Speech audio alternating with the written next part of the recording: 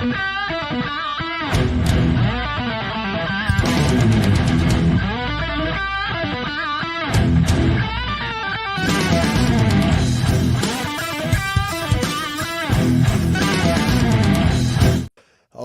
right, guys, here we go on another Thursday. Thank you guys for making us part of your day and part of your evening. And if you're catching us on the replay, thank you for listening to us on your way home or whatever you might be doing at that time. But we always appreciate you guys. This is Small Talk, joined by Badfish and Chris. Guys, it's been a few weeks since we've all been together. Yeah, man. Happy to be back. I did a little traveling when we did our last episode, so I'm going to report some of that. And it was action figure related, so we'll be talking about that a little later. That's awesome, man. What about you, Badfish? How's it been? Been good. Busy couple of weeks with Halloween and all that stuff. So, getting ready for the winter. So, trying to prep the backyard and all that stuff. I still haven't finished that. So, guys, it's been a hell of a week for me. It's been crazy busy for me at the school, but I did have a really good weekend prior. It was, I took my first day off from the school year to go to my son's field trip. They went to this cool place called Divine Acres. It's like a big Christmas tree place, and they have all these like activities for them. They did like paint the pumpkin and stuff like that, and wholesome petting zoo and all that kind of stuff. Right? I said normally I would worry about my class that's going on at the school. I said I'm not doing it this time. This is about him. My wife took off too, and it was just so nice. And then the best part of it is that same week, probably I think Thursday, so the day before, we decided that we were gonna get a dog from one of our teachers, right? And my son had no clue. And the cool thing was that it was only about another 30 minutes away, or no, maybe like another 15 minutes away from where we actually were at the field trip. So we took him home from there, went to the house, and the lady's husband met us out there, and he was so surprised when we actually brought the dog into the truck with us. And man, just instantly our family has felt more full, so it's really something to be thankful for us. And it's not like we were missing anything, but it just enhanced our family that much right off the bat. And tomorrow will be the 1 week mark of us having this puppy, and I'll show you some pictures here in a minute. But guys, we got a great show for you guys. We're gonna talk a little bit about FOMO today. Chris and his Cincinnati Toy show experience. We got a big announcement for the next show for our Thanksgiving special. And then we got some Hot or Not and then some Black Series on the way. But first, let's check in with the chat. We got Toy Mafia, That Guy, Vintage Rebellion, Mark P, and Caffeinated Comics Fan. Hey, guys, thank you again for joining us this evening. So, new pickups. I actually got quite a bit. So, my wife actually found the Bride of Frankenstein, the NECA line at sorry about that, at Target, which our Target's been pretty wiped lately, and this is one of the only figures I was missing from that line, so I got to pick her up. And it's kind of a cool figure, not as much as like Frankenstein had, or even the Mummy. The Mummy didn't have too much, but I also bought the separate accessories kit for that. So are you going pretty much full black and white on this line, or are you sort of half and half? I'm going full black and white. I had some of the color figures, and it didn't match because I had the black and white Frankenstein. I had the black and white who was it? Well, Wolfman. It's true. It's truer to the original media, I suppose. Yeah. And the boxes are so much cooler, just like the art that they put into it with the like the movie poster, like the OG movie posters and something like that. So I think I'm only missing Phantom of the Opera, at least right now, for everything that's out. So I'll be on the lookout for him. And at the same time, here's some of her accessories. this is a really interesting way that the head sculpts peg in. So it's not like you don't pop the head off. It's actually a plug that goes into the top of the torso, which So I there's thought no was pretty cool. there's no ball joint like right under the neck then? No, there is. Okay. You That's can, so interesting. Interesting they didn't just Connecting, make yeah. it there. Yeah. yeah, It's over the clavicle. yeah. And No, then I was noticed that in the pic. Yeah, I could see. mhm. And then I got Lexington from the Gargoyles, one of my anticipated gargoyles that I've been wanting for a while, and then came with a little bit. They He got actually, they got a go ahead. Dragon Ball Z chest on that guy. Look at that. That's crazy. Yeah, right. It's all sunken in the belly area, and he's all puffed out on the top.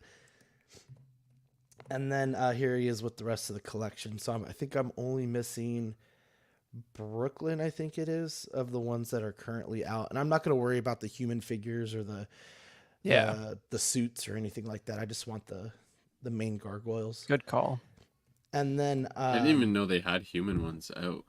well, they just released like Xanatos, the villain guy, and then the detective. I can't remember her name. Right. Jonathan Frakes is Xanatos. We just call him Jonathan Frakes, Sean. That's he's Riker. Yeah. And then so a little bit of controversy with this figure. So I've been wanting the Iron Spider from in-game ever since it came out. I had the original pre-order and my location just never got allocated. So I lost the pre-order. No word. They were like, we're still waiting on it. We're still waiting on it. They pushed it back like 3 months, and then they pushed it back another 4 months. It turned out to be about a year. Never got it. Well, this guy on a local group of ours had it, and he was trying to sell a whole bunch of stuff for cheap. And he goes, I'm looking for the Tobey Maguire Spider-Man from SH Figuarts, right? And he goes, and I said, I have it. And he's going to be my FOMO story, so I'll get to that later. But he goes, would you be interested in trading for this figure plus 8 other figures? And I was like, okay. And I was in selling mode because I was going to sell the rest of them. And I was going to make more than my money off of the, than I did spending money on the other Spider-Man, right? Nice. Well, he shows me everything that comes with. It's all loose. I think I nope, I don't have a picture of it, but, and I go, do you have the gauntlet? He goes, no, this is just how I got it. I was like, okay. So I go pick it up. I get all the other figures and I'm counting up the money. I'm like, okay, I'm going to be good on this, So he got my Spider-Man and I got this one plus a bunch of other figures. And the next day, the guy comes out on the same group and says, I'm trying to sell this Iron Man. Well, the Iron Man had the gauntlet that comes with this guy. I go, man, can I get that gauntlet? I mean, that's part of this figure. He goes, no, I'm trying to sell it with this group. Well, just yesterday, he messaged me. He goes, man, I was trying to sell it with this Iron Man, but it's not selling, so you could have it if you want it. You could have the gauntlet if you want it. I'm like, you motherfucker. So I'm going to go pick up this gauntlet, this gauntlet this weekend. Nice. And he might spend $20 on one of my figures, one of my Red Ranger. And I'm like, yeah, you're going to spend money on my stuff. But scared you. Yeah. Finally got to finish my in-game display. So there it is. They're all there. Most of it's Legends. There's quite a few SH Figuarts in here. But this is like my perfect in-game display. So nice. I finally got to finish that. It's been like 4 years in the making, 3 years in the making, and stuff. But here is this puppy. This is Lola. God, this dog has made such an impact on our family already. She's the cutest thing ever. Working on potty training. We thought she was going to be great, right? The first 2 days, she's going outside. She's letting us know that she's got to go potty. And then day 3 hits. Here's an accident here. Here's some shit there. Here's an accident there. And we're just like, dog, we wake up at like 2 o'clock in the morning and 4 o'clock in the morning to take you out at night. You don't want to go. And then we wake up and there's a turd. But it's been really great and a lot of fun so far. So again, a really great addition to the family. The miracle of life. Hey, it's our first dog together. My wife and I have been married for 10 years now. That happened last week, and we had a great dinner without the boys and stuff, There you and go. then this dog comes around, and it's just like so much greatness. So it feels good. Were they asking for a puppy? No, but I kind of have for several years, and she's like, "No, I'm not ready. I'm not ready. I'm not ready. This and that, and we got to think about this and this." And like these boys need to learn how to grow up with a dog and stuff. And this one just kind of fell into our lap. So we were gonna make it a Christmas gift and find the right one, and the right one just came a little early. So, but My Chris, my oh, go we ahead. we begged my parents for a dog, and my dad lied that he was allergic to it, so he Nice. wouldn't get one. That's great. You found out like 10 years later that it was a Yeah, lie. I love it. yeah. It's like Santa. Great. Yeah, man, this is one of my new pickups. Now, I'm always praising the Jazzwares World of Halo line that is dying a slow death and it makes me sad. This is basically one of the quasi vehicles that's been out. I feel like this has been out for a couple years and I've been procrastinating on picking it up. This is the banished shade turret, which the design has vaguely been in Halo since Halo 3, I think, but I was really impressed. It was like $22 Canadian, which for our American listeners, no figure costs $22 Canadian anymore. Like barely a TVC figure costs $22. And this is like a considerably large piece here. And it came with a figure and a weapon. And it's a cool design. It's got sort of the the electronic sort of shield pieces there. I got it lit up with some red light in front, so like there's not paint details of red on the front like that.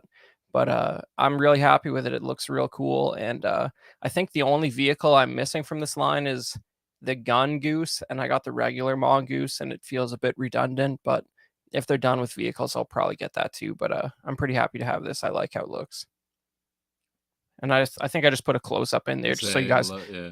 can appreciate the detail. You know what that reminds me of is Guardians of the Galaxy Volume 2 with those what the lady who ends up making Adam Warlock, right? And all their people are in these turrets and stuff, and they're shooting, and it's like a video game for them, but they're actually like flying real ships and stuff. This is cool. Yeah, man, it's a fun piece. And then I bit the bullet on the is this also Jazzwares? I don't know. I don't know. Micro Galaxy Squadron at and this I saw it on sale, $20 off, couldn't resist. Took this Wow. fun shot of it stomping the snow speeder. And there's the little I think we need to do an episode on toy photography someday because like I really had fun with this, man. Like I misted it so it looked like you see the little out of focus droplets in the foreground on the ground there. Look, it kind of looks like snow. So you got the fake snow layer on in post, and then you got it crushing the snow speeder. And I love how you can just see a little bit of light coming through the windshield on the snow speeder there. And this AT-AT's great. It's actually in reasonable scale with the snow speeder. You can see the tiny little Luke swinging up there. The AT-AT comes with a Luke Skywalker with a lightsaber out, which I think is the only minifigure in this line that has a saber like extended. So that's pretty cool. But this thing's beautiful. And here's a close up, so you can just see, the detail on this line for the size of it is really incredible. That snow speeder's only 2.5 inches long, and some people would say that's plenty. This whole this whole line is so tempting, man. Geez, it's so hard not to buy some of these things. Man, the This in interior. particular. I wish I would have. I saw it, like I messaged you, man. It was $20 off at Walmart, but it still came to like $65 or something for that Dang. AT-AT, but like Canadian. Damn. But like, Yeah. because I think its retail price is like over $80 Canadian. But like the interior has like 2 stories. Like it's exactly like that sort of 90s cross section book. Like there's a a speeder bike inside that's painted white. Like, I should have done a shot that showed the interior, because it has like a launching crane for the speeder bike and 2 floors and a bunch of chairs, and even the cockpit has 3. It has like general veers and an AT-AT driver inside. Like, it's pretty impressive. You know, the photography that you did on this, like, completely brings me back to the scene in the movie, and I'm like, that's what sold me. I had it in my hands last weekend, and I was like, do I want this? Do I want this? Money's there, everything's great. I was like, you know what? I have to wait. You gotta have the snow speeder too, though. You get like, oh man, it makes such now I have listen. to. I already had that snow speeder like stored away in a box, and I'm like, I can't shoot this thing without the snow speeder. Like, I gotta dig it out. And it's just such a fun line. Yeah, man, it's cool, and it's just, you've like, even the big vintage collection AT-AT, like, you never get a sense of the scale as accurate as this. Like, you see that little Luke there, like, that's pretty close to how big he should be compared to this thing. Like, and no other toy line has really captured that quite as accurately. So it's really cool to see. So you said that the eyes do light up, right? Yeah, there's actually, so the chin guns there that are like, there's little LEDs in those, and I think the screen where I photoshopped some red in there because that's canonically what it looks like. And of course I made the Hoth battle scene at night because you can have more fun dynamic lighting when you got a dark background. But it does have some light and sound features, I think, but I think I chucked the instructions and I couldn't even find where you put the batteries in. But like, I'm sure it's cool. It's just like, it doesn't even need it. Does the chin turrets, do those like move at all? They don't move, but like the vintage one moves, and it's crazy. But there's LEDs on the end of both those guns, which is like, I almost wish they yeah, like, I haven't seen it, but I knew it right away because like they're slightly, here's how much of a degenerate nerd I am. I saw those chin guns and I'm like, those are oversized, but it's because there's a wire and an LED in them. Yeah, they are a little big. Yeah. but they do look good. Yeah. So of all the micro squadrons that we've covered so far, rank your top 3.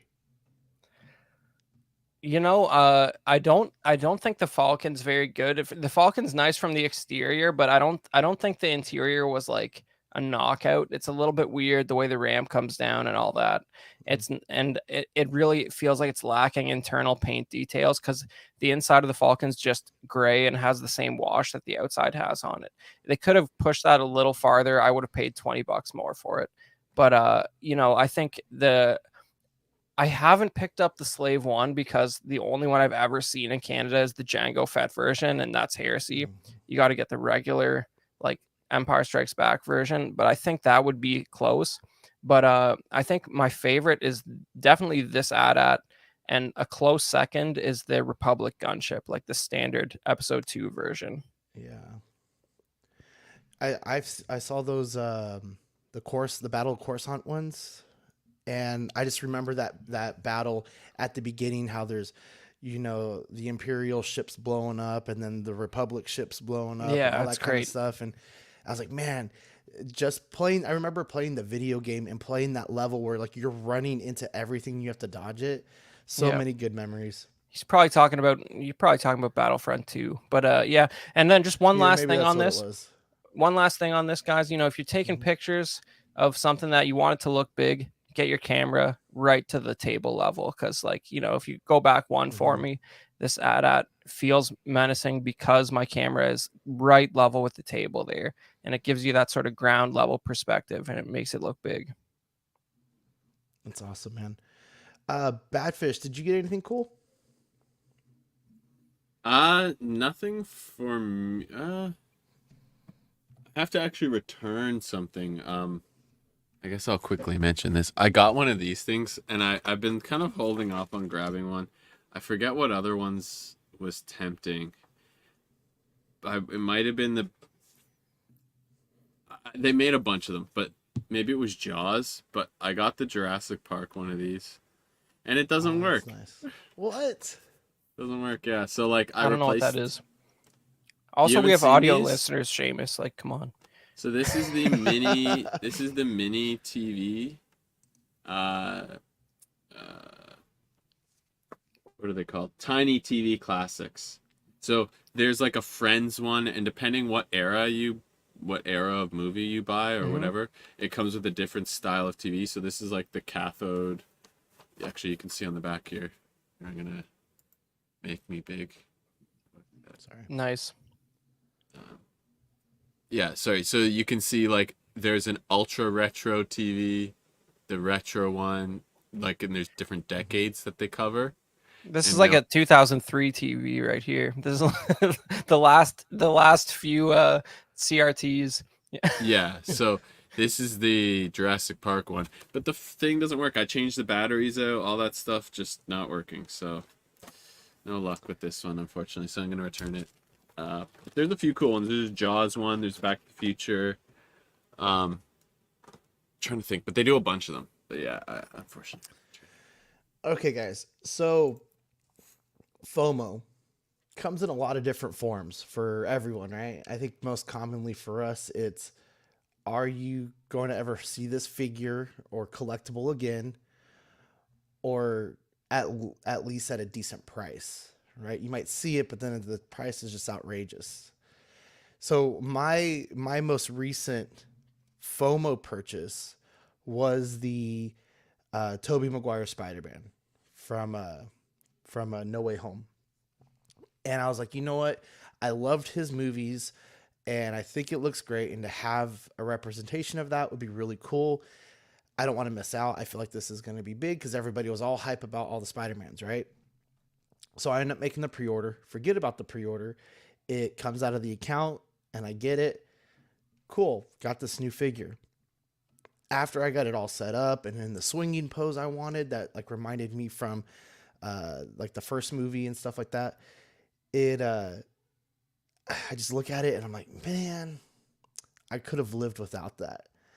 And it worked out because I ended up making that trade for the other Spider-Man that I actually wanted, although probably not as good.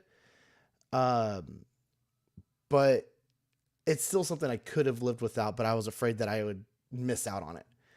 And Chris, you were saying at Cincinnati Toy Show, you ran into a situation where you had FOMO. So what was that? Well, it actually wasn't at Cincinnati Toy Show, but I definitely made a obscene FOMO purchase in the last week. And I was watching the main show, and shout out to those guys for their like overly pessimistic opinion of the Mondo 1/6 McCready. Mhm. But it's like it's just like as I love to say, like, what a time to be alive. You're getting a beautiful 1/6 McCready from The Thing, and it's open pre-order for a week for this deluxe edition that comes with hideous monsters. And you think about it, and it's like, this is definitely, like, if I had to list my top 10 films, The Thing is in there. John Carpenter's The Thing, absolutely in there. And this pre-order is open for a week. I have extreme fear of missing out, and I ordered it. And I guess some of the guys on the main show weren't crazy about the head sculpt. They think Mondo's not quite there yet as far as photorealistic 1/6 figures. But like, sure, Thrawn from Ahsoka looks better. It's Thrawn from Ahsoka compared to Kurt Russell in The Thing, and I'm not missing out on that.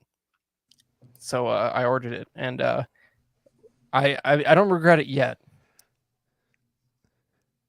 Definitely like a more almost not comic style, like it's almost like more animated style sculpt that they're going for. I still think it looks good, but it's just not as photorealistic. But yeah, I still think it suits the figure. I hear what you're saying. The close-up is still good. I think it's a consequence of the fact that, like, that guy has like a ton of hair and a giant beard, and it's like, I don't know how Hot Toys would handle something like that, but you know what I mean? Like, you don't see a lot of that stuff where there's this massive protruding sculpted beard. But I think it's a decent attempt, and the monsters look awesome. And at the end of the day, though, like, nothing from Ahsoka was memorable enough for me to like spend $300 on. So like, that's what it comes down to for me. But yeah, it's interesting I haven't I haven't. It's crazier than HasLab. They're like, you can pre-order it for 1 week. That really motivates action. I've never bought a single Mondo thing in my life, and I was like, yep, $300 Canadian or whatever it was. I'll probably see it in a year. I don't even know when it comes out. Dang, $300, and that's kind of like They're where pricey, I yeah. get stuck. I get stuck on that stuff because it's like, oh, this is gonna be released in November 2024, and I'm like, Yeah. we're just barely in November 2023. Like, I might be alive. I'll probably be alive, but I don't know. I can't say for certain. I'm gonna try really hard. Exactly. What about you, Badfish? What's been your experience with FOMO? I mean, geez, I used to pre-order like tons of Black Series thinking, and I mean, rightly so, knowing I wasn't going to be able to find them elsewhere. But man, just the amount of stuff coming out and all that, it's like you have to then, I think everyone kind of goes through that series of I think a lot of people who, if you get into collecting or any sort of collecting thing, you kind of go through that mode of buying a bunch of stuff that you're not really thinking about. And especially when with the way they release some stuff, it's just a constant release schedule. At least Hasbro was really big on that. They've slowed down a bit more now with like wave after wave. But yeah, it used to be, you'd want to pre-order them because you might not find them in store, and if you did find them in store, you might find only half of them or something like that, or I don't know. It's a bit of a I don't know if it's a word is catch-22, but there's definitely things I've regretted. Like some of the biggest things I've regretted, like Hot Toys wise, would be like Count Dooku, and that's just because there were multiple other things I grabbed at the time that I was interested in, like, but the reason I think of that is because I have a bunch of prequel stuff I would want to go with it, and then like the Deluxe Emperor with Throne is another one that it's just it was kind of sitting on the site. It was one of those ones that sat on the site, and Dooku was kind of a quick one to sell, but I was like, oh, I'll get it, and then other things took priority, and then one day it's waitlisted and you miss it, so it's like, there's a lot of that though. When I first started working for the comic shop, I had a FOMO on the Thanos on Throne statue by Sideshow. Like I was just getting into like a bigger form of collecting. I was ready to make a first big purchase and stuff. I told my wife, babe, come on, let me get this. She goes, it's $1,300. No.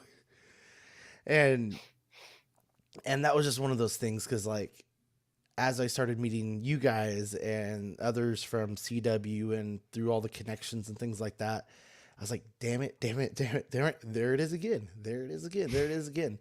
And that I haven't bought a statue probably about a year now, like a real like decent size one.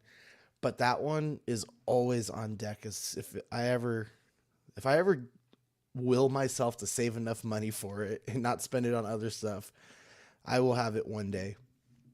Yeah, there's always that danger as well, like because those two that I mentioned are like way more money now, and you can. Eddie has a good level head about this. He kind of just doesn't care if he pays a little bit more, and there's a few people who are like that, but going back sucks, and I try to avoid it for certain things, but in a way there's certain things you kind of have to just be ready to accept. I might just have to go back for this. That's a good perspective, because if you're really thinking critically about the stuff that's worthy of being in your collection, the stuff you actually care about, it's cheaper to pay 3 times retail for something that came out like 5 years ago than it is to buy for stuff that was announced this year that you're not that passionate about and you're probably going to move on anyways. So if you're being real selective, like, you're not going to spend more doing that. But that might be an interesting show topic too, though, because I kind of feel the same way. I'm like, everyone's looking for a good deal, and they should. You want the best value for your money and stuff. But at the end of the day, I'm like, we're collectors, and some of us are high-end collectors. And if you're a high-end collector and this is your chance to get something you want, then I really don't think the money part is the issue. Yeah, nowadays as well, it's like, I don't know, the collecting hobby is kind of in this like state of, um, it's like up and down. It's been so up and down since COVID, and I think it's kind of in this point of we don't really know what's going to happen, and a lot of the times you can find deals on stuff, and I think you will see certain things because there's been that cutback on a lot of production. Some Yeah. of these things will be harder to find or might gain value, but I do think there is still so much available when it comes to choice. A lot of the time when you get something in the secondhand market, you're not going to pay too much over retail anymore like maybe you used to in the past. Statues might be a different story, Mhm. but I feel like other than almost all Black Series, for example, and if you don't know about this site, Action Figure 411, it works for Black Series, G.I. Joe, Marvel Legends, TMNT, NECA. They have tons of stuff on there. There's Yeah. TVC. You can see the price history, and it's pretty accurate. Don't get me wrong, there's some a little off, but you can use that and you can see almost, and I would say it's the same, but for almost every Black Series, it spikes for that first month or two right after it comes out, where everyone Yeah. has that FOMO to get it and either want it quickly. But even when it's widely available, it always has that peak. Now there are some rarities, but Mhm. generally it's a lot of them just kind of either go back to retail or just above retail. Yeah. So it's I not feel too like, crazy. like I'm not an avid Black Series collector. I could probably tell you like two out of the top three. Like I know that, there was like one year they did different packaging for like the first week or for like the first shipment of a wave, and it was like a white box where it was like first release of the original like Mandalorian figure from season 1. I feel Mhm. like that might have hit $200. I don't know if it's still there, but like that's also a figure that if you just want it loose, it came out in 3-4 different boxes that are probably Yeah. $30. So there's nothing too crazy for most of that Hasbro 112 stuff. I think I got my Mando when I was thinking about jumping on the whole just like the Mandalorian train, right? I think I got my Mando for pretty close to retail, but the one I spent a lot of money on was the carbonized version of it. And then I was like, well, do I need the carbonized version or do I just want like one decent representation of it? You know? Carbonized. Yeah, I mean that's a carbonized is hilarious. I don't even know if they still do it. No. And the other one was the Pre-Vizsla. That's the other one I was waiting on. I think I paid a decent amount for that one too, like $80, $60, something like that. I said they did a carbonized like 6 months ago, and I don't think Mhm. I've seen one since. What But was it the was most more recent one? recent than I thought. Yeah, I'll check on Yeah, I Twitter don't know. for. I think the only one I have is like the when they reissued the 2013 Boba Fett for the 10th time as carbonized. I picked up a couple of those just because I figured somebody would want them later for over retail, but they weren't Yeah. that exciting to me. I don't So know. it was even more recent. I should have realized they carbonized the Ahsoka ones back in September. The Ahsoka You- HK and Ahsoka Tano. Oh, really? And Okay, then it the was like a Purge 2-pack, I guess. Trooper. Yeah, the Purge Trooper and the Ned droid from the big yellow guy that was Oh in yeah. and then they carbonized some retros too. The So they're Ned I still think doing droid. it. I think the coolest part of that entire line was the credit. You know, the little credit piece that you got with it. Those are different. Those are separate. Yeah, that's not That's a different exactly. line. Yeah, those don't have Those are the metallic. credit series. Yeah, Yeah, but it was the different paint jobs, right? Is what it was. yeah, Even you're from right, the Sean. carbon ones. You're right, Sean. But if you like those, man, at Galaxy's Edge they got metal versions of those credits, bro. They're only $30 Hey, They're see, for a much there's 4-pack. Way cooler. Yeah. get the real feel, right? Yeah, exactly. Oh man, that's one of my favorite things that I got there. The Republic credits, and it gives you 4 denominations of who knows what. Good stuff. Nice. Yeah, that's Uh, definitely better. Yeah. we did have Equan and Action Figure Academy join us, guys. Thank you for spending your time with us, guys. Tis the season. Tis the season. The CW Figure Awards is on the horizon. You can start casting your votes now. Check out the Collecting Weekly Auxiliary for the the links, and I think we're about to drop it here in a second too. But you get to vote Here on it comes. most improved, best overall, best under 35, best 112th, best non-traditional, best third party, best portrait, best 1/6, and I don't Figure know of what the this one. Figure of the year, duh. Um, guys, do you have anything that you've nominated already, or something that you think should be nominated? Just if you had to pick anything. Yeah, I mean, I already voted because I'm a reasonable, acceptable, diligent CW listener. So, but I'll And go out host. and I'll there you go. I'll expose my vote right now, man. For best 112th, I put in there the new Hasbro Black Series Star Killer from the I Force knew it was Unleashed. coming. I Dang. love that thing, man. He's beautiful. He's got blood all over his arms. He comes with 3 head sculpts. I don't care. I threw the 2 stormtroopers in the garbage. Just joking, but I kind of feel like I might as well. And but just for the Star Killer and all the accessories he has and the 3 heads, I was like, and also because it takes me back to a time when Star Wars was good before Disney. Just for those reasons, I Yeah. had to put that in there. I'm loving it. And he's coming, and they did announce the standard release for your standard Black Series retail price, but it's not going to have those 2 extra heads. What about you, Badfish? I haven't been able to go through the nominations yet, but I have some front runners for a few ideas. So, but yeah, there's a lot of good stuff released again this year, kind of. So, it's when you look back at the year, there's a lot more than you think about, especially going all the way back to January. But yeah, there's a lot of cool stuff coming, and I think we say it ends at the 28th of November. Are the Get it in before that, guys. Get it in before that. Yeah. Yeah, so November 28th, make sure you get in, and it's a $50 prize for one random person who nominates. Yeah. But yeah, get them in early, and so you're not last minute. And the URL is in the chat there. I'm really considering nominating the figure obscura Monkey King from Four Horsemen. I really, really like that figure. I think that's one of my best pickups of the year.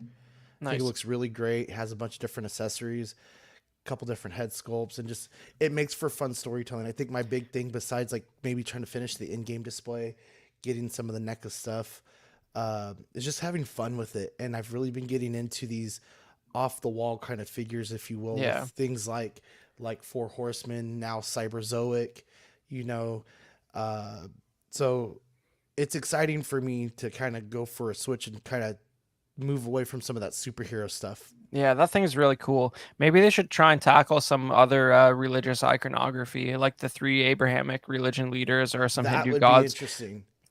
They're not going to do it, but they're not brave enough. But it'd be cool. Jeez, calling them out. Okay, guys, if you need the QR code, there it is. Again, CW Awards.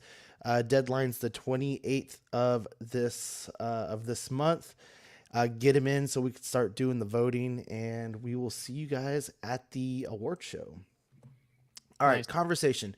So, Chris, this is a compilation of, you said, Cincinnati Toy Fair. Yeah. What was the name of the place again? All right, so let me set it up for you guys. Basically, last weekend, no, this is 2 weekends ago now, I went to the Cincinnati Toy Show, which, if for those of you who don't know, Cincinnati, Ohio is the home of Kenner, which is the company that made the original Star Wars figures. And they've had this toy show, I think it must be around 20 years for this specific promoter. And there was a rumor going around that this might be the last year, at least for a while. So me and a few friends from Canada drove out, and it's always a good show, and you see once in a while you see some weird stuff in the hotel sales. But the first thing we did, we got there a couple days early for a toy show, believe it or not, guys, and we checked out this store called the Toy Department, which is not far from where the convention was. And I've never seen a toy store like this ever. you might want to maybe just roll back to the start once for me if you got the controls there, because the first thing you see is this episode 1 store display of the Naboo fighter right at the beginning of the clip there, and it's like I put too much in this video. I roll through, but like, you see these historic Hasbro store displays hanging from the ceiling. They got all the Power of the Force 2 and like every Star Wars figure that's ever come out, basically. Like, That's look at awesome. this. It's insane, right? Like every couple years they have like 3 rows, all the red box black series, and there's Beasts of the Mesozoic or It's Cyberzoic. glorious. Yeah, it's just you This, can't even believe this what is you're looking at. awesome. Yeah, Like the this amount of store. stuff you see just on the shelf. And look, you want a loose Micro Galaxy Squadron for $15? Great. They got everything, every price range. Look at that Cyberzoic, $150. And you got the some of the unpainted Beasts of the Mesozoic there. Like, I've never seen anything like this. That wall there is like all just like 90s and early 2000s like randomness. And they even had a massive selection of Hot Toys as well, like it's Marvel and Star Wow. Wars. It's like you can't even, and look at that cabinet there, vintage trading cards and the display boxes, and like, but look at that's all a bunch of Marvel Hot Toys on the back wall there, and then Star Wars on the other side. And you got some random third-party stuff. I think even the next shot, look, you got the prank villain there, who's might be a contender for best 1/6 Vitruvian hacks, like everything, small niche companies. Now, you pause it here for a second if you could. This something you see in Cincinnati is prototypes from the production process of toys. Here you have a Predator from the early 90s Action Master line. And this is a, we're gonna get a little nerdy for you guys here. This is what's called a 4-up, which means, I think it's a 4-up or a 2-up, depending on, it says 2-up on there. Basically, it means whatever the number is, it's that many times the height of the original piece, because it was sculpted at this size. And so an early casting was made and so they sculpt it bigger so you can get more detail. It's a higher resolution piece. I think the production piece is like 2 inches on this guy.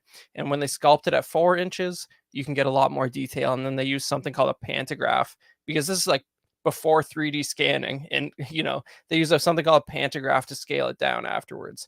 So this is a 4-inch unpainted hard copy of a Kenner Action Masters Predator. And, this is a piece of history. Exactly. And it's for the meager price of $300. And, this Action Masters line, you see stuff from this because this is, you got to remember, like, if you go to the next one, if you let it play a little bit, there's some Star Wars ones. And this Action Masters line, you might have to refresh it, but oh, there it goes. So there's an Obi-Wan back there and a Stormtrooper. These are the same line. And this is like 91, 92. Before 3 3/4 figures started up again with Power of the Force 2. Go back a sec there. Are those also prototypes? These? Oh yeah. So yeah, if you see that Qui-Gon, I don't know if you it might be hard to play here, but if you pause it here, this is actually a packaging test sample. So you see there's some Action Masters or some other toy line piece of cardboard cut in there just to sort of figure out the layout of the packaging. So that's like a $370 Qui-Gon there, because it's an internal piece to sort of mock up the packaging, just to like, and it's unpainted, maybe a first shot inside, which is like unpainted production sample. It's just because you're in Cincinnati, and here you have proof cards from RoboCop and Terminator. These are like, this is really interesting. Yeah. Sample prints, and you see that T16 Skyhopper there. Okay, you got to pause it here. This is you got Indy, Molo Ram, and a thug from Temple of Doom. This is a LJN line, and you got like, this might be the whole line. This is a very small line for the vintage Indiana Jones and the Temple of Doom series by LJN. It might have been 3 or 4 figures. I don't know. Jeez, but the price on these ones. Oh yeah, but this is from like 84, whenever the movie was coming out. And the audio listeners, Indiana Jones is $2,100. The Mola Ram is $1,850, and the Giant Thug is $1,500 for these hard copies. Yeah, and I mean, so it's a lot to get into, but a hard copy is like much it's earlier in production than a first shot and much more rare. And basically what you see here, though, if you compare these, and they had some animated series Batman hard copies too, but if you look at a hard copy compared to a production figure, the sculpt is so much sharper and you can see so much detail that's just not there by the time it gets to the production piece, just because it's lost in the molding process. So when you look at these, it's much closer to the sculpt of like the original sculpt than you get by the production toy. And if you do a side-by-side comparison, the detail difference is shocking, and it just shows you how much work they have to put in just to get a passable production figure, at least back then. But yeah, we're moving on here. So a tradition at the Cincinnati Toy Show, I don't know if you can find where you were there, but the night before the toy show, a bunch of nerds congregate in a hotel lobby and hawk their wares to each other. So you see a lot of vintage weird Star Wars stuff. Look at that. That's a hard copy book of Lando Calrissian and the Mind Harp of Sharu for $100. Have you ever seen a weirder thing than that? And here you have some politically incorrect Star Wars postcards. Uncle Owen telling Luke that his destiny is to go clean up some trash, basically. This is a licensed postcard that I saw in this room sales. The next one's is pretty funny too. But yeah, we'll bring it back. But basically, they get together in this hotel. You'll see stuff for shocking prices, internal prototypes. One year I came here, there was a Kenner sculptor who brought his own stuff that he worked on, some AVP and Aliens figures and stuff, hard copies and first shots. And you just see some shockingly rare stuff, and even some Micro Galaxy Squadron chase vehicles while you're at it.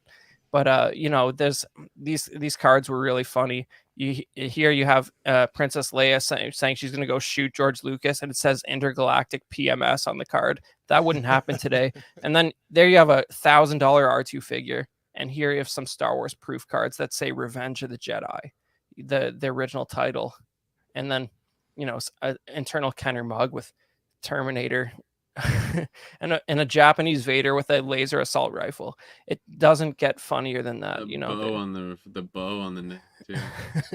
Yeah. And then we move into the toy show itself.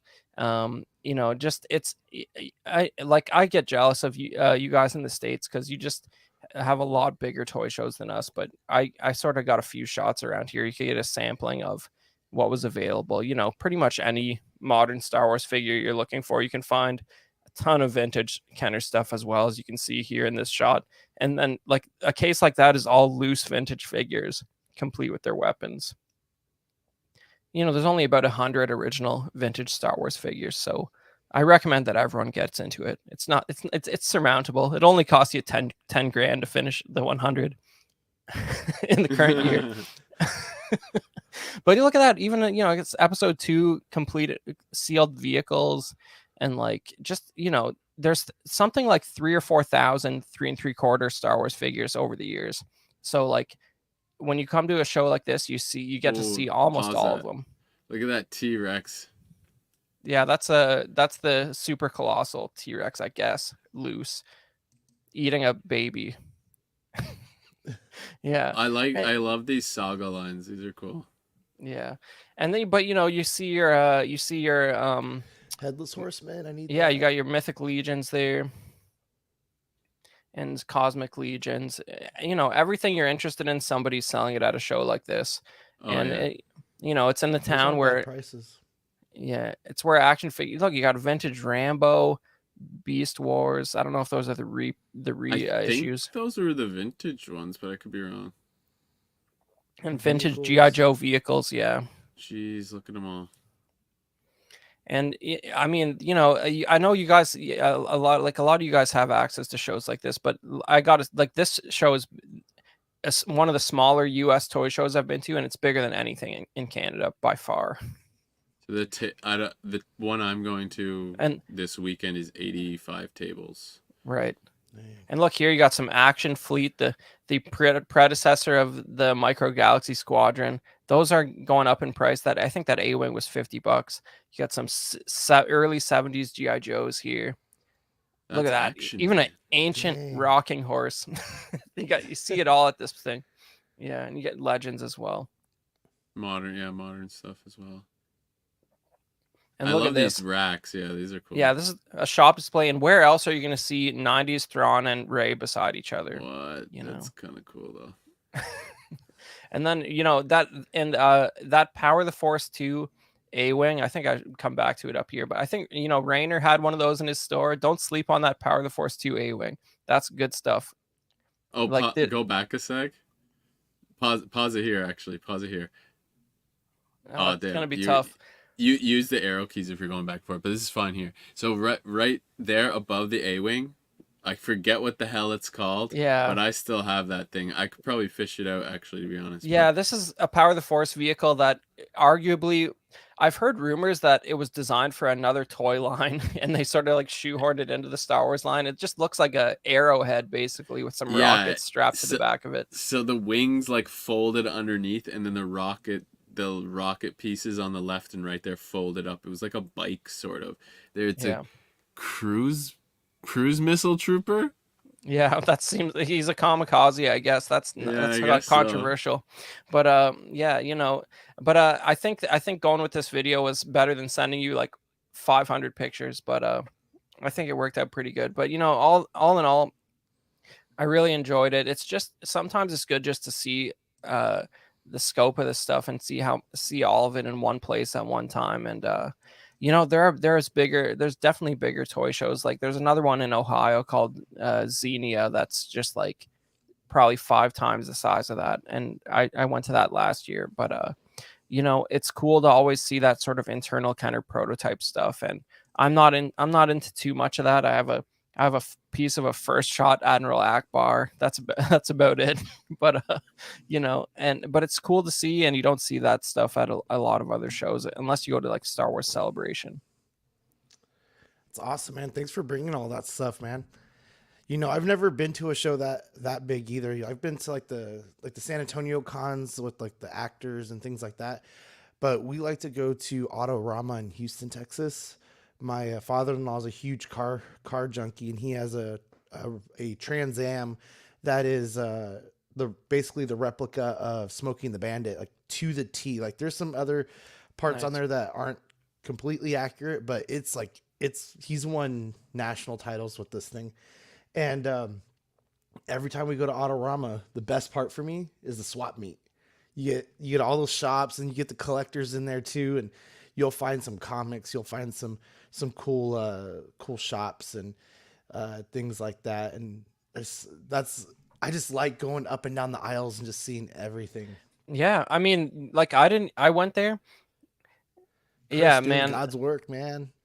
Well, the weird thing is, like, as I speak as having a wall of 3 3/4 vintage Star Wars behind me, and I didn't buy a single figure. The only thing I bought that show, which I didn't even put it in my new pickups because it's not a figure, it was that massive Ralph McQuarrie Star Wars art book, because it was like a buddy had it for $100 below retail, and you don't see that every day. So, but I found something cool, but a lot of it's just the experience, man. And me and my Canadian friends were invited over to Jim Swearingen's house, who's like, no big deal, the guy who invented Star Wars figures and 3 3/4 action figures. Like, that was cool.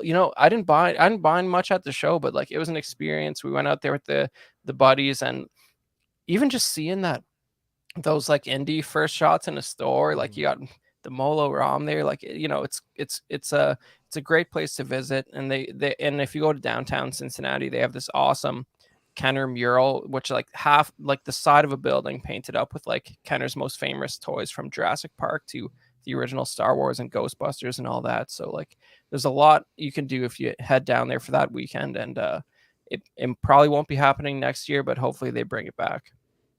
It's awesome. Moving on, everyone, we have a very special announcement. We will be having a Thanksgiving Day special. Our next show falls on Thanksgiving. We will be doing a pre-record, and the awesome part of this is we will be doing an interview with Ross Persichetti, who is one of the designers and sculptors for the Creative Beasts line, and more specifically the Cyberzoic stuff that he's been working on. We've been following this for several weeks, and the Kickstarter funded. I actually did fund the project. I'll be getting one of their man. dragons, the Arctic dragon. FOMO. So excited about that. And he does so much more. He's worked on Transformers. He's working on some Marvel Legends stuff right now. Nice. And we're really excited to have this interview for our Thanksgiving special. As I said, did you mention that during the FOMO that you got that? No, I did not. That would have So been. I gotta ask. So how did this happen? What do you mean? Just like the whole process? Yeah, or do you want to explain it on the interview? I'll do a little spoiler here. It took about 'Cause I know 4 you were days. back It and took about forth. 4 days of convincing my wife because I had stuff on deck to sell and I still have it and I know I'll sell it. And the deal's always been like, listen, if we have to use regular money, then, and what I mean by regular money is just like the personal account is, you have to sell stuff to get it back. No big deal. That was the plan anyway, right? And I just kind of kept going back and forth with it. I was like, man, do I really want to do this? Do I really want to wait for November 2024 for this to release and stuff? And I got some good information just talking with Ross just through our messages so far. And we'll talk about what that was more so on the interview show. But I am happy to say that I have backed it, and I will probably pick up a few others as they are released. So we are really excited about that. And Say it looks like Oilers got 3 of the sets, I believe he's saying, for the Kickstarter. That's pretty awesome.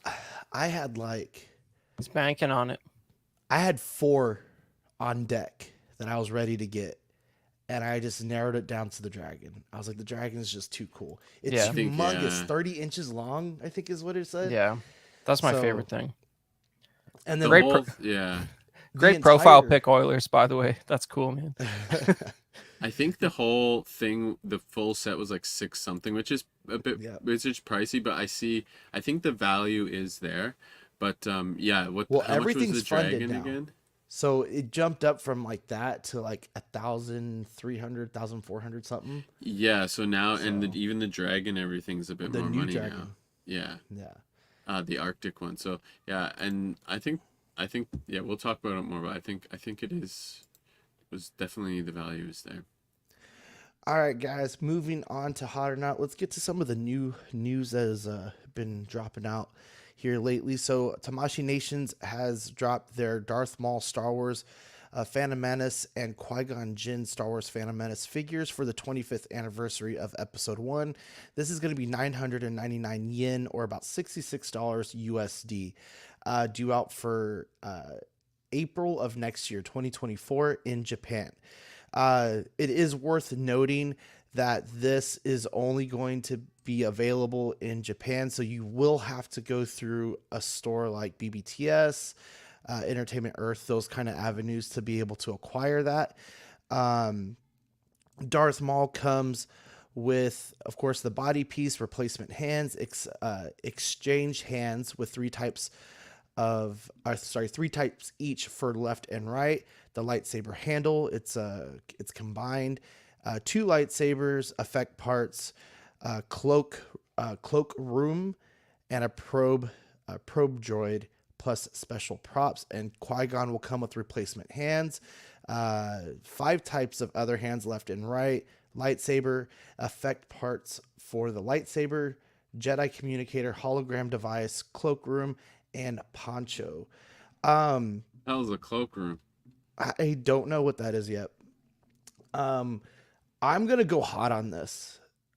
You know, Qui-Gon was one of my favorite characters. Darth Maul's Darth Maul. And just coming up on the 25th anniversary, I think it's finally aged well enough where people can appreciate it. I don't know. What do you guys think? I'll go real quick. You said this is SHF, right? Yes. Yeah, I mean, it's an interesting line, right? Like they had that episode 2 Padme that shot up in price. That I saw that thing at toy department for $300 US. That's fun for, once, but I don't think any of them have shot up that much. It's just when they make something that no American counterpart is likely to make, that's when it goes up in price. But these are nice.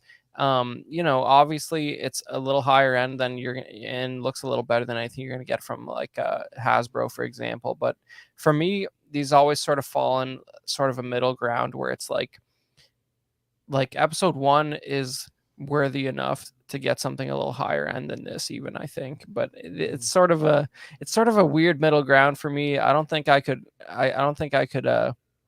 justify the price on this. I'd rather get like a statue or a Hot Toys of one of these characters, I think, considering you're paying 2/3 that price basically. But figures, right? Yeah, I think they look good though. I mean, what is it, the 500th figure of Darth Maul? Like, it's still impressive. But I would like them to actually watch the film before they do their photography when it comes to Qui-Gon facing the other way and Darth Maul holding both pieces of the saber ignited like that.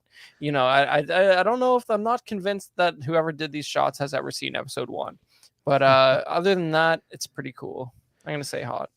So it looks like the cloakroom, what I'm going to guess is it's going to be some kind of cardboard piece. So you're going to be able to have Qui-Gon in the desert, and then you're going to be able to have Darth Maul in the one of the Naboo rooms, right? What would it be called? Nice. Like that's the energy, feed power station. Yeah. You got it. You knew where you were going with that. Yeah, I knew where I was going with this. Come on. What do you think, Badfish? Normally, I think I've said this before, I really don't like the joints on these. I know they're going obviously for posability. So they're so, if you look at some of the pictures of the Qui-Gon, especially, it's like the butterfly joints. Mm-hmm. But I know the reason I think I like this more is if you've got the poncho and then the soft goods on Darth Maul aren't really shown here, but they're pretty cool looking. I actually kind of like these a lot more since you can cover them up with all the soft goods they're giving you, and they actually look really well made. Like the poncho or the cloak. The cloaks, sorry, for Darth Maul. The actual different patterns and whatnot for, it's like a double knitted.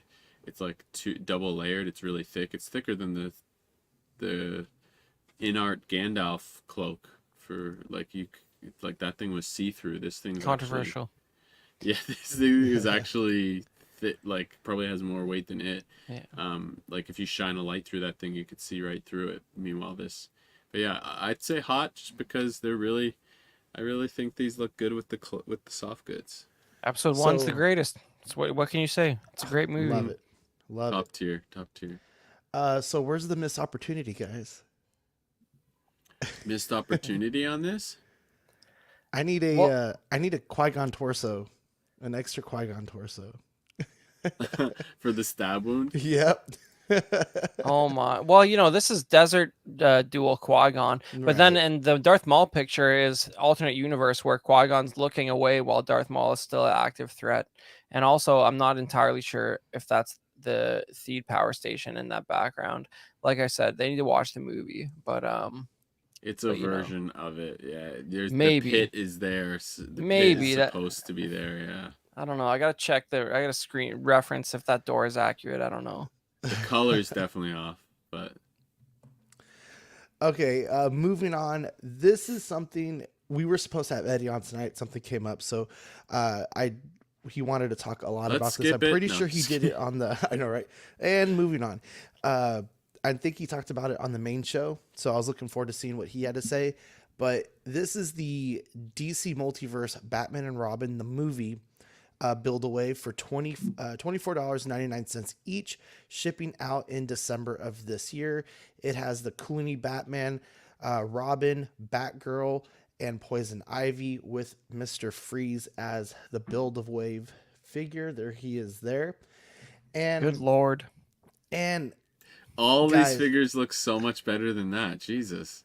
Yeah. I saw a better picture of Mr. Freeze than that, but okay. Yeah. This brings back so many memories, though. it instantly brought me back to this drive-in movie theater that our parents used to take us to, where you can pay like $10 a car, get your popcorn, get your food, and you would get 3 features. And this was one of them. Wow. And I just remember watching it outside, sitting on the back of the truck, watching Clooney Batman do his thing, and the Governator freezing everything up, and yeah, stuff. he was. Yeah, it's He great. wasn't I even remember. the Governor yet. Oh, Yeah, for not years. even yet. I vividly remember seeing this in theaters too, and like I remember I don't know what this is, like 97, right? Something like that. Mm-hmm. And like so I would be like 9 years old or something. I visibly remember my eyes like rolling into the back of their skull when they were like snowboarding out of the sky at the beginning of the movie. But like, you know, I was my cynical self early, but there's some, you know, some great costume designs here. You can't deny that. So I'm not, y'all know me, I'm not really a DC fan, but I really like this freeze. That's a weird pick. Yeah, but I don't know. I just really like this freeze. I would maybe have appreciated more of like a chrome look, because I think that's kind of closer to what he was. But not only that, but like, but you know, as someone who was a kid when this came out, like I remember I don't know if it was Hasbro or Kenner at that point, but my 5 POA figure had clear blue parts. You know, it looked like it was a little more detailed than this, as far as like the mixed media pieces, where you could like sort of see through those blue areas, even though it looked nothing like Arnold. So like, you know, I do sort of expect a little more. It looks like they have some clear plastic on the headpiece there, which makes me want it on those lower details even more. You know, like just give it a little bit of dimension if they had that, even if it was a thin piece. Would you try to throw some chrome on it? Repaint the blue?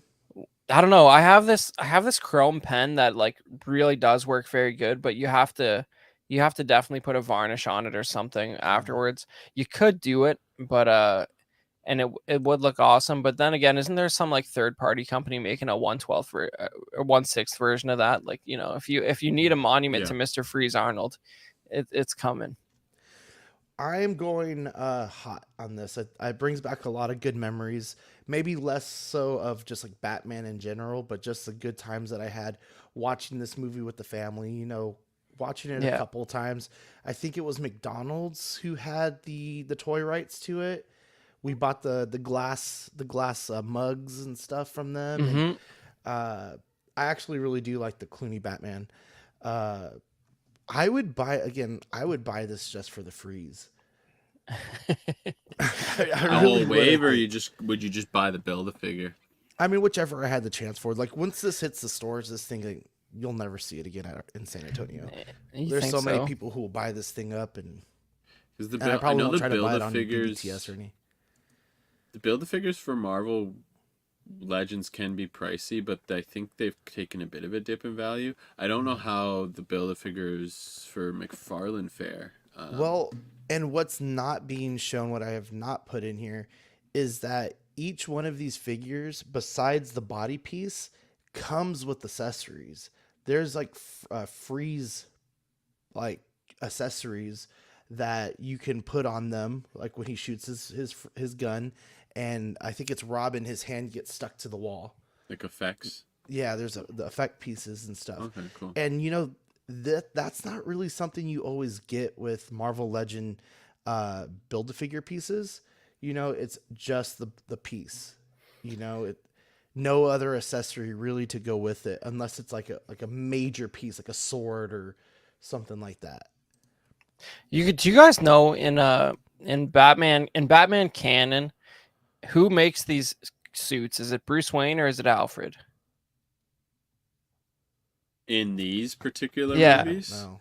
I'm trying to decide. I don't know if it's ever covered in these ones. Oh, I'm just trying to figure out what character understands the fact that the dudes are allowed to have sculpted nips on their costume, but Batgirl's not. That's all I'm trying to say. You know, it was an interesting time to be alive. Like Joel Schumacher, the director of the weird 2 Batman movies, he was an outlandish character, and it's one of those things. I remember watching this as a kid, and I think I'm afraid to put it back on, but this does appeal to me. This whole wave appeals to me. I think the freeze looks the worst out of the 5, though. I recently rewatched all of these movies, actually, like all of the, or we might have gotten to the one just before this with the Two-Face and whatnot. Or no, wait, this is the Two-Face one.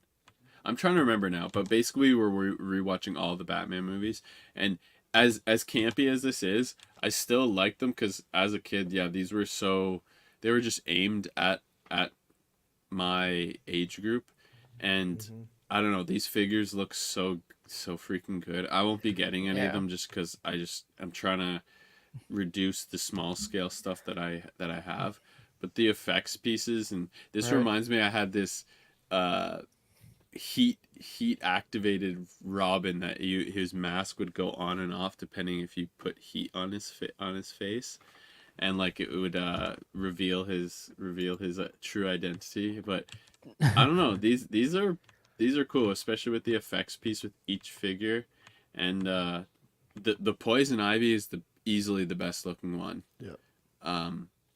But the Mr. Freeze is, the sculpt is actually pretty good, and the blue plastic on the head, but yeah, the baby blue is not doing it. It's I think if it was darker, and I know what they're going for, but it's definitely missing the mark with the baby blue, unfortunately. But yeah, Eddie did want me to mention that he pre-ordered this as soon as it went up, and that he is highly considering getting a second set. wow. I don't think these look that amazing in box, but you follow your heart, Eddie. All right, moving on. The next thing we have is the 1/12 Joker, the Golden Age Edition for $90, due out June to August of 2024. Of course, this is Mezco. He is decently jam-packed. Not as jam-packed as we've seen some of the other stuff where there's 3 or 4 pictures full of accessories and different things. But he's going to come with 2 head sculpts. He's got 8 different hands. He's got one of the Gotham badges, police badges, a hat, a newspaper, and some of his kind of silly gadgets and things like that, along with his Joker base. I'm not a fan, but I still think this is going to be hot. I feel like everyone's going to pair this up with a Batman that they've been waiting for. I guess it came out already. I don't remember. What was it? The '89 Batman that everybody's been waiting for. Yeah. So this will be a good pair up with this. It's just how long are they going to make them wait? So that this, might be this pairs with like the classic blue and the classic one. One. I think it's already out though. Yes. I'm gonna go hot. What about Well, you guys? I mean, Golden Age is the idea of like Golden Age comics is a weird thing for me because it's like, maybe I'm misreading comic nerds, but like the first appearance of Batman is like 1939. I refuse to believe that comic is good. Like I flat out refuse to believe that comic is good.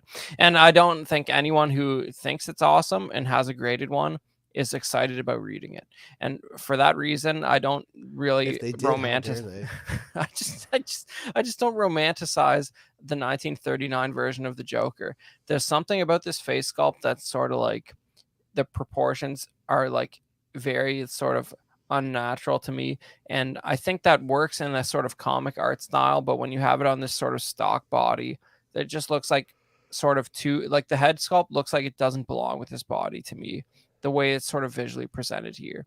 And I think that is because that's how it would play out no matter what if you try and make a Golden Age Joker. It's not so much their fault as it is like it's hard to capture that sort of rudimentary early art in this way and give it a soft good suit and have it to all look visually succinct. So for that, I'm saying I'm not excited about this, and I do not find it hot.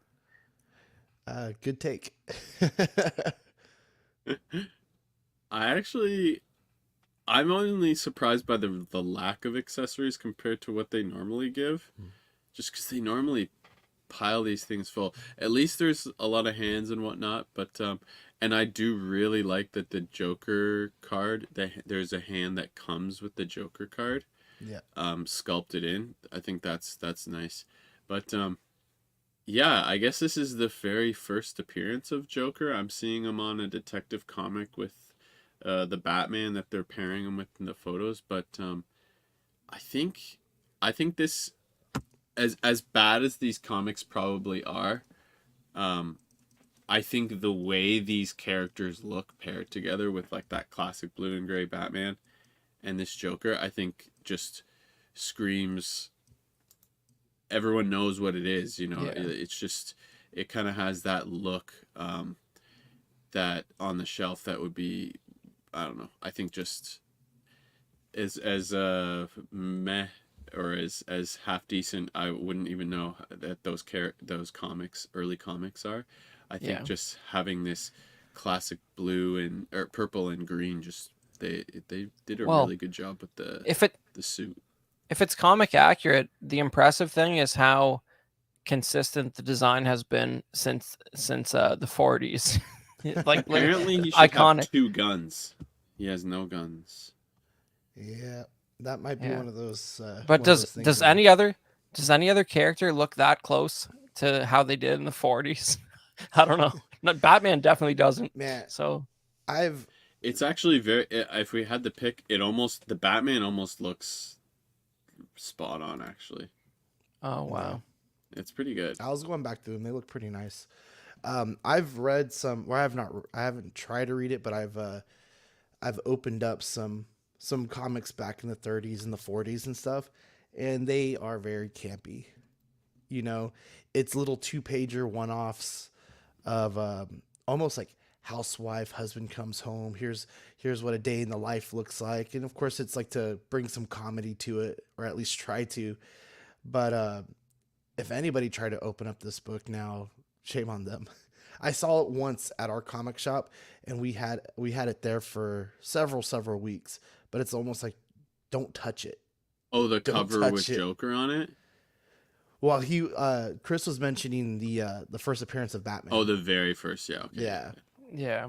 and stuff. So They do reprint that one quite like probably They every do. couple years because it's just like it's cool for facsimiles and it's cool for a kid to come in a comic shop and get a $2-3 version of Batman's first appearance. You know, you see it with the first Superman as well. But yeah, I don't know. Badfish just linked me some pictures, some of the pictures of this guy on Toy Arc, and like, yeah, when they pose him up with those awesome backgrounds with Batman, it is pretty cool. But it's like, I just have so little. I take it back. No one alive has a strong connection to when this comic first came out, and it's just sort of like, it's interesting from a historical standpoint. I think the problem for me is there's so many iconic versions of the Joker that his first appearance wouldn't make my top 3, and maybe that's because he's changed so little. Who knows? the story with somebody nowadays though would be like their dad or their grandfather's like fascination with Batman or the Joker. You know, that's kind of the story that you're gonna get now. Yeah, but it's Like this is before anyone who's listening to this grandfather was born, probably. Most likely. Ancient Okay. times. Oh, that's Moving not true. on. That's not true. Oh, for me. I didn't Universe- see when that issue was, but 39 was Batman. Yeah. Yeah. Moving on, Universal Monsters, Ultimate Creature of the Black Lagoon, black and white version. This is going to be $37.99 USD due out this December. Don't like the price. I feel like the price has slowly crept up on these guys, and I have to give it to them though. It's pretty jam packed. You know, you get a decent amount of accessories, and it's based off of film way long ago as well. You know, so Wow. Go ahead. Sorry. all I was gonna say is I need him for the collection. Not crazy excited, but I do want to finish this line. So I don't know if I'm hot or not on this just yet. I need to see it in person. I need to check it out. I might need to wait on him for just a little bit. So I am indecisive on this one. What do you guys think? It's funny how I was just talking all this crap about something from the 40s when it's like all the Universal Monsters movies from the 50s, which are like 40 years before I was born, I find completely watchable. And it's just like, I think it's good, wholesome cinematic history. And, and You the just don't creature like to from, read. maybe that's it. Maybe that's it. The creature from the Black Lagoon, like, he's had his knockoffs, like the Shape of Water and like Swamp Thing are almost a knockoff of him. But like, this is just real iconic. I don't know how accurate this looks to the first movie. I don't know if it's supposed to be the first movie, but I think it looks a little better than the physical costume actually did in the first movie. So he's gonna come with 2 extra head sculpts and 6 pairs of hands. Okay. Definitely less than some of the others. Granted, some of the better ones like Frankenstein, like the Mummy, came with accessory packs that you could purchase separately. But he just swims around. He doesn't have many tools. Yeah. Why do you need tools when you got long ass claws to swipe people up, right? I don't know. Did you? I don't know if you saw a shot of the head sculpts. I'd be interested to know if they're different poses or if they're actually representative of different films. Because there's I feel like there's 2 or 3 sequels that were like pretty close to the original. Hang on one sec. I think they're just different poses from what I'm seeing. Like one's with the mouth open. Yeah. Okay. One looks like it has an articulated jaw. All right. They probably changed the costume a little bit, but I mean, not too much of a difference. Yeah. The hands are tough. It's like those bottom 2 sets, like they look barely different to me, right? Like the one on the right, especially, like, is that a different hand? Like those 2, like at the bottom there, like, what's going on there? Like they look pretty close. These 2 look like they're kind of like clawed, he's bending his fingers. Where the bottom 2 look like they're kind of like reaching or maybe swimming or something like that. Yeah. And then the top 2, I don't really know what's going on here. So they're a little more closed. Although the hands that he has on do look very close to the second to last, the 2 middle ones by his knees. Yeah. They don't look far off. They're not representing these well and showing the differences. Putting them flat like that.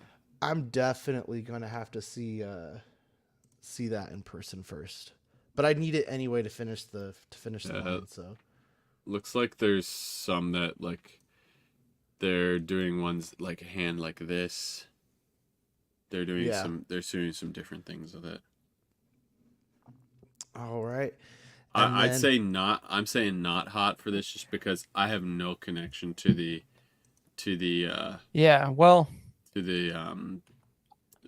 what's it called? The original movie? Well, I think you know what any of them. Man, if they would have charged another $50 for this and given you like the girl in the bathing suit that he's just holding on the poster, like that would have pushed it over the top.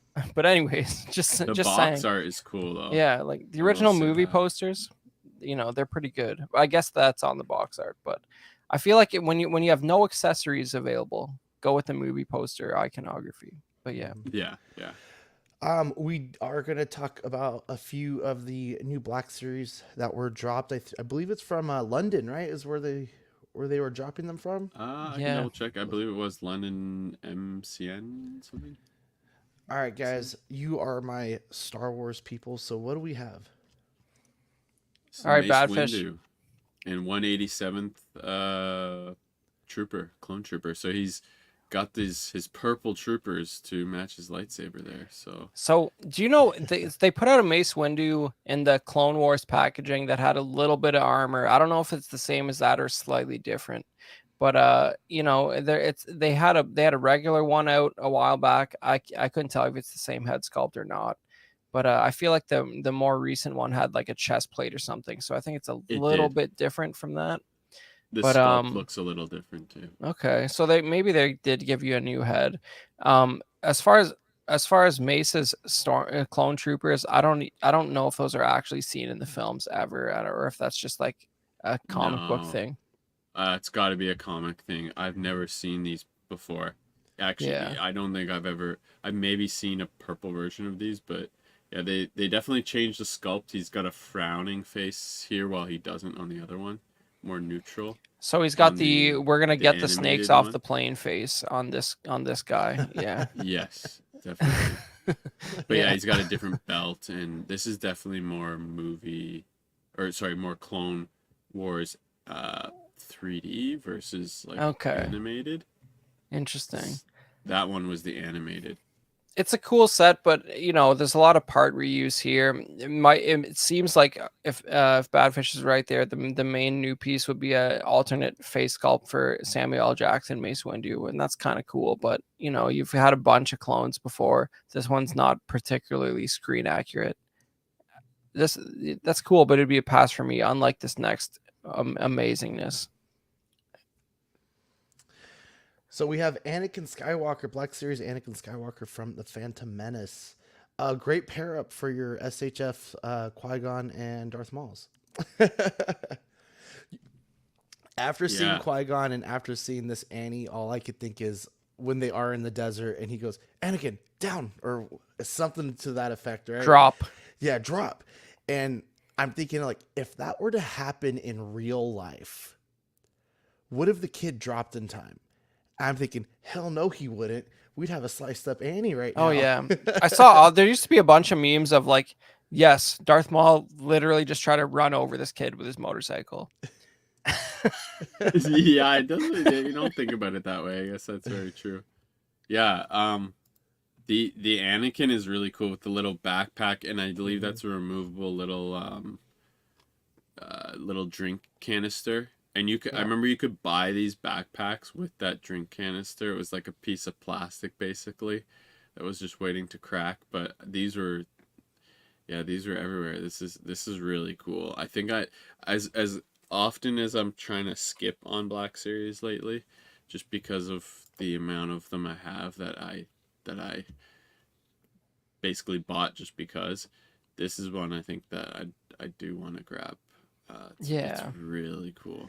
Is it enough though? Like, are y'all happy with just the backpack? I mean, that's the problem. They could have given him like some parts from the junkyard, a piece of his pod racer, something. Oh, going back to our earlier discussion about like when is it okay to pay over retail, which this is what you're doing when you buy a like 3-inch Anakin for a full Black Series price. But it's just like, kid's the chosen one, man. Like, this character is the reason Star Wars exists. I don't know what you pay any price for this kid. Listen, it's just like Phantom Menace is so iconic. Like, I feel like, especially now, like as I get older, like I start to appreciate the sheer ridiculous artistry of that film. The fact that it has more miniatures than any other film made in history because the world changed shortly after that, and not long after that, films were just all garbage 24/7, which is an era we're currently still living in. And like, there's a lot going on philosophically in the Phantom Menace. Like, if you just look at every time Qui-Gon talks to little Jake Lloyd Anakin there, like, you have an expansion of the narrative of Star Wars that is unparalleled in any other film.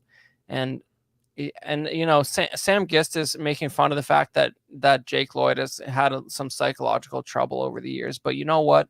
You try being the chosen one at 9 years old and see how it affects you. See if you can handle it, man. Blame Star Wars fans for that. Exactly. And they gave everybody else who was hated on back in the day their second chance. And if they're willing to hire Lizzo, who has a criminal record, they'll give Jake Lloyd a job again someday. You know what he needs? The one accessory that he was missing. Is it the snippet? What did he call it? The thing that he made for Padme? Japor snippet. The Japor snippet. Yeah. I was gonna say no. I know it's made of Japor. Yeah, and lest we forget that I was right. Like CW, might be the longest clip from a movie in the CW intro, and like just pause and reflect on that for a moment. Jake Lloyd talking is the longest single clip in the CW intro. Are you an angel? The sculpt's pretty good too, actually, and yeah, I think this is essential. Having this and then having like the different levels of Anakin like at different ages. I have them, but some of them are packed up. But having like the different periods where Anakin was in those different age groups. Yeah. And then we have Padme. What's going on in the box, man? That looks like a definite render, but Both of these are, which is weird. yeah. But yeah. I don't know. I think they really are serious about including the render to signal to you that they have gone back to plastic filled packaging. Yeah. They want you to know that you see it. Yeah. I love the episode 1 love. It's good to see the massive age gap relationship starting off with sort of 2 figures at the same time. You know what I mean? Like, it's good stuff. It's wholesome stuff there, you guys. And Padme has her crazy Naboo blasters, which make a sound that's like some guy screaming, basically, if you watch episode 1. Like, it's the weirdest blaster sound ever. And every time I see that thing, I just hear it in my head. But it looks like she has maybe an extra hand there to accommodate the like fatter grip on one of the blasters, which like good on them for keeping the blaster like accurate. I guess that's interesting. But it's cool to see. I think it's long overdue. We're like 10 years into the Black Series, and we're really only just now getting Jake Lloyd Anakin and episode 1 Padme. If you think about it, yeah, like, I think this is another one I'd be really interested in. This brings back nostalgia. I have the 5 POA version of this, and those sleeves were so big on the old version of it thing, and I still have it. But yeah, these are the 2 of these together are freaking awesome. So cool. All right, guys, that is the show. We do want to shout out one more time the 2023 CW Figure Awards, where you can start nominating some of your favorite figures across all lines that the CW network covers, with most improved, best overall, best under 35, best 1/12, best non-traditional, best third party, best portrait, best 1/6, and the figure of the year. I know Dylan was always trying to get that 35. I think it has gone up a little bit, right? Weren't they doing it at 30? But I don't see us really talking too much about NECA. I think there's still some saltiness there. So not for me. No, me either. And if you need the QR code, there it is. You'll also find it along auxiliary. We'll post it on Instagram as well, so that if you're watching, if you're following our Small Talk Instagram, you can find it there. And we will see you at the award show. And just like, feel ashamed if you don't vote. Like when you hear the awards show and you didn't vote, you should really hate yourself. So get it in there now, so you can avoid. Fan? Yeah, like it's just like, make your voice heard. Be the change you want to see in the world. If a figure you hate wins in a category, you have only yourself to blame. That's all I'm saying. Yeah, make sure you lobby for those figures, because people are gonna forget what came out. So if you like make even in the chats or on like the CW Facebook, or if you're in the Patreon, mention those figures that you're thinking about voting for, because there might be something like, oh yeah, I totally forgot that even came out this year, and they might put their their voting like that. You Absolutely. mentioned the monkey. What was that thing again? The monkey figure, Sean? Monkey King. Like, that's something that I think people would vote for. It's just something you would nominate, but you kind of just forget about those niche ones. We should probably do something like that, just kind of reminding some of our favorites from like the last I don't know, so many shows, and maybe that's something we can do on the next show as well. Vote for Star Killer. Vote for Star Killer. Yeah, because our next show is during Thanksgiving. Yep. So yeah, unfortunately, I don't know if the time will work out before the votes come in. But yeah, that's true. You're right. We'll have to. We might be able to sneak it into that recording. Maybe like a snippet of here's our top picks that we're thinking of. Maybe. Yeah, maybe we can get out on the Small Talk Instagram as well. Chris knows what he wants already, so he's already got his votes in. So man, CW Star. This time I'm gonna write mine down, because I always forget what I put in, and I'm like, did I vote for this or that? I always forget, so I'm gonna write it in my little notepad here. All right, guys, we want to thank all of our Patreonies for always supporting us, starting with Ian CB, Renee Mendez, Eric Mariscal, Quinn Aguirre, King Louis, Mark Pearson, Paul Schreiber, Equan, Chris Valen, Serena, Ben Thomas, Chris Letty, David Jones, Sam Giss. Thank you for being in the chat today, Sam. Daminator, Joao Bretta, Thomas Clark, Eric Switzer, Six Gun Figs, Badfish, Toy Cartel, Dan Lee, Deanie Martin, Stephen Krent, Big Fern, Cesar Marroquin, Mark Phillips, Lisa Martin Bomowski, Rick DiGregorio, Ricardo Valdez, Jose CZ, Erwin Azucena, The Illustrious Rainer, Alad Morgan, Takathri, Wah, Derek B, Aries Portillo, Alvin J, Aeroise Delgado, Jazz Carroll, Joe Ridley, Pablo Meza, D-Rock, Matt Clavenger, Seth Tucker, CC3PO, Scott Smith, Don Maton, Stephen Percha, Sean Usby, Scott Bradley, Stephen and Maria Stanley, Eddie Manzanares, Luis Bennett, Chip Heron, Jimmy Hernandez, Gigi the Judgmental, and Brenton Palmer. Thank you guys. We appreciate you guys so much. We also have... Shout out to all the Patreonies. Yeah. And we also have our November and December benefits with the JAFN sticker, or Just Another Friday Nights, and the CW300 sticker. I don't know which one of these is better. Come on. Look at that nostalgic Nintendo cover box. Yeah, it's pretty good. It's so cool. The 300 is just I like that. It's just fun. Reissue. It's fun. Controversial. And if you want to be a Patreoni, you could start with the hot seat at $5, where you'll be able to get all the digital benefits of the Empire, Ox After Dark replays, Patreon chat, and weekly shoutouts. For $7.50, you could be a sweet angel and get stickers. Stickers sent straight to your door, as well as Ox After Dark replays. Stickers will be sent out every other month. You got Certified Crispy at $15. This tier will get you a Certified Crispy certificate on first pledge, assistance with figure fixes by Zach, and please message them beforehand. And then all the previous tiers and international postage will be charged at cost. For the certificate, stickers are also sent every other month.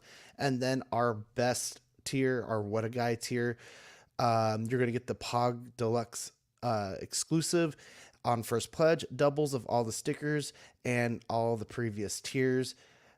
International postage above $5 will be charged at cost for the Pogs.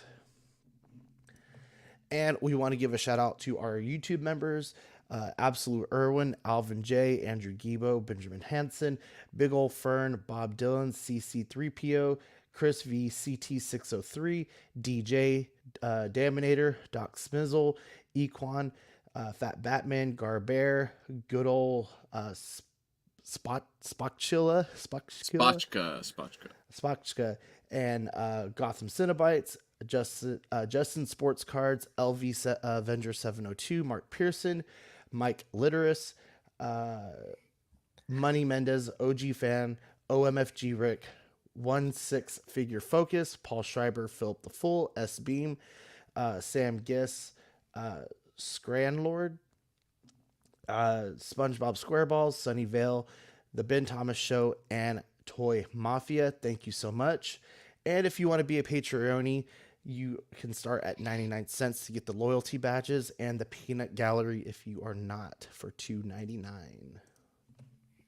And then we have all of our shows, starting with the Monday show, the Collecting Weekly Unboxing, then Collecting Weekly Live on Tuesdays, After Dark Wednesdays, Small Talk, and OFAC on Thursdays. You'll get OFAC next week, and then Just Another Friday Nights for Fridays. We also got Ox PD, Bricks and Brews, Live and Let Dice, and Question of the Week. I'm going to check right now if we have an update on when Live and Let Dice. It's supposed to be this weekend. It was up in the air if it's Saturday or Sunday. And Ox PD we were going to record last week, just didn't work out. But I think we are going to. Yeah, it's still up in the air right now. It looks like Saturday or Sunday, but I think we are leaning towards Sunday for Live and Let for D&D. So, but yeah, and might see some Ox PD pop up as well. Well, guys, that is our show for this week. We got any shout outs?